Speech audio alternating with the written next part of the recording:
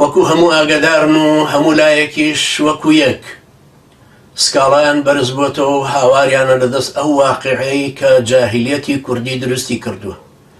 لە مەدای 25 بۆ 26 ساڵە کوردایەتیەوانانی کافر بە عەلمانیەتێکی متەطەرف توندڕە و بکوژ حکمی ئەو گەلەیان کردووە لە باشووری کوردستانە. فەخر و شانازیەکەن بۆی کە گوایە موسساتیان دروست کردووە، موسساتی پەرلەمان و حکوومەت و دەستگاکانی تر، بەڵام هیچیان دەستکردی خوان و داهێنانی خۆیاننی. ئەو پەرلەمانە بە بیناکەشیەوە پێشتر هەبوو، دامەزراندنی ئەو حکوومەتە پێشتر ئیدارەیەکی لەوە کارامەتر و شارەزاتر هەبوو.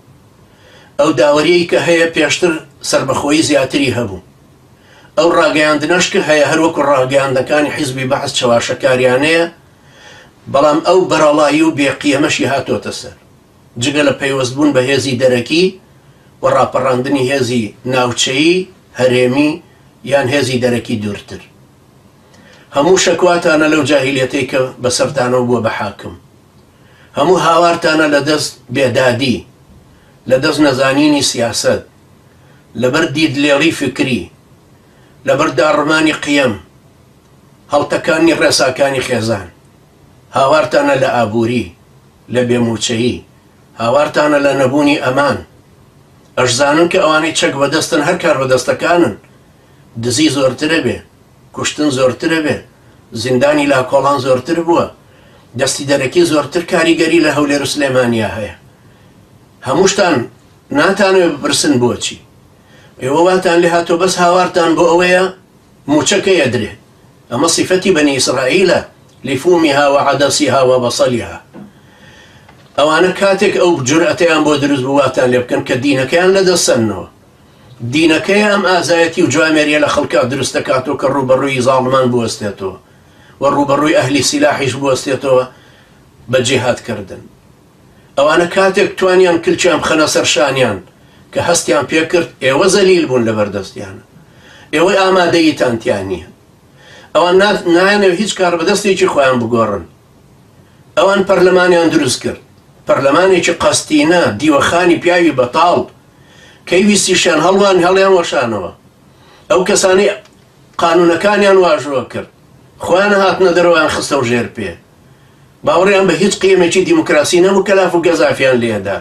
لە قیەمی دینیەکەش دەرچوون، قیەمی نەتەوایەتیشیان هیچ پێ نەماوە، هیچ ئیستعدادێکیان نەیە یارمەتییان لەسەرکردنەوەی کوردەکانی ئەو دیو سنوورە مەلعونەکەەوە بدەن.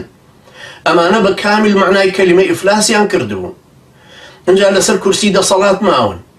ئەمانە وەکو سنگێکن غەرب چەقاندبێتی و خێمەکەی خۆی پێوە بەست بێتەوە، سەرمایەداری بەمانەوە بەستۆتەوە.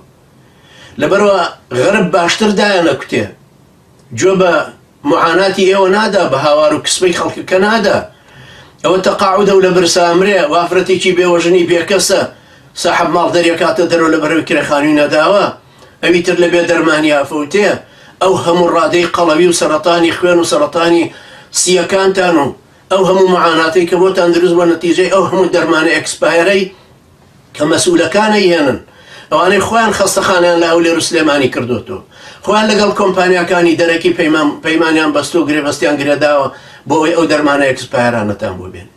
ئەو معاناتەی چەژن داڕمانی قیەمێکی سەرمایەداری هاتوتە ناوتانەوە. هەموو کەسێک مادەی لە دایک و باوکی زیاتر خۆشەوێ، کەس بەزەیی بە کەسان نایەتەوە. ئێوە نە باوکایەتی و نە کوڕێتی و نە کچێتی و دایکایەتی ماوە، نە سۆزی خوشک و برایەتی ماوە، نە خزمایەتی، نە کەس و کار، نە دراوسێتی، نە گەور و بچووک، نە عەشرەت. هیچ کەسێ ڕێز لە یەکێکی تر ناگرێت کە لە خۆی لەسەروترەوەیە، تەمەنی زۆرترە، بەزەیی بە یەکێکان نایەتەوە کە لە خواروترە. هەر یەکایەت دەگەلەوی تر بدا بۆی زیاتر پارەیەکی دەستکەوێت. ئەم بێڕەحم و ڕەداییە، ئەم مەسئولانە هەمووی لەم کارەش دیسان مەسئولن، بەڵام ئێوەش خۆتان مەسئولن لێ.